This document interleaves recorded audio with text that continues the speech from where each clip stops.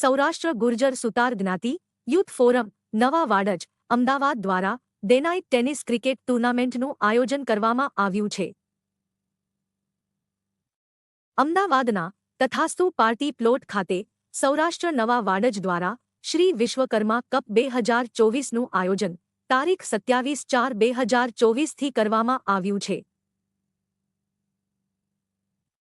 આ ક્રિકેટ ટૂર્નામેન્ટમાં ગુજરાતમાં અલગ અલગ જિલ્લાઓમાંથી જ્ઞાતિના યુવાનોની ક્રિકેટ ટીમોએ ભાગ લીધો હતો। તારીખ 27/4/2024ના રોજ નવા વાડજના પ્રમુખ શ્રી શાંતિભાઈ ખોડલિયાના વરદ હસ્તે શ્રી વિશ્વકર્મા દાદાની આરતી તથા દીપ પ્રાગટ્ય સાથે ટૂર્નામેન્ટની શરૂઆત કરવામાં આવી હતી। આ કાર્યક્રમમાં આમંત્રિત મહેમાનોમાં શ્રી શંકરભાઈ સોલગામા, શ્રી હીરાભાઈ સોલગામા, શ્રી રમેશભાઈ તલસાણિયા, શ્રી વિરલભાઈ વડેચા, શ્રી હિરેનભાઈ મિસ્ત્રી સાથે અન્ય સમાજના અગ્રણી ઉપસ્થિત રહ્યા હતા। સામાન્ય રીતે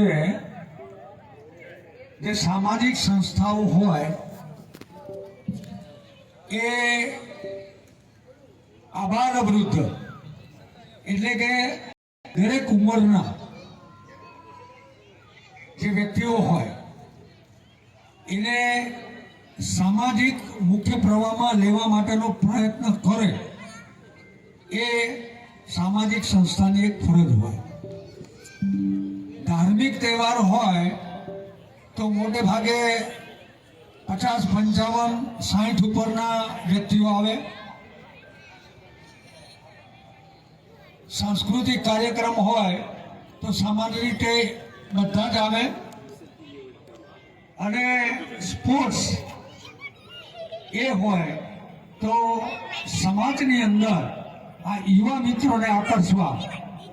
અને બીજી મહત્વની વાત એ છે, હું દરેક જગ્યાએ કહું છું કે ભાઈ એકબીજા વાતો ના કરશો, પ્લીઝ પ્લીઝ, કે દરેક વ્યક્તિ એમની હેલ્થ માટે 50, 55 પછી ચિંતા કરે છે,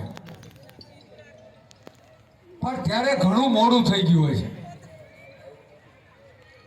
હું હંમેશા કહું છું તમે પીએચડી નહીં થયો તો ચાલશે, તમે MBA નહીં થાવ તો ચાલશે, પણ મસલ્સ પાવર વાળા હશો, તમારી 1 લાખથી જો 1 મણની ગુણ ખસી જતી હોય એ તમારામાં તાકાત હશે તો તમને સાંજે 600 રૂપિયા 700 રૂપિયામાંથી કોઈ કાઢી નહીં શકે। પણ પીએચડી થયેલો હશે, MBA થયેલો હશે, ગમે એ ડિગ્રી પ્રાપ્ત કરી હશે, પણ એ માંદો હશે, માયકાંગલો હશે તો સાહેબ એ કશું નહીં કરી શકે।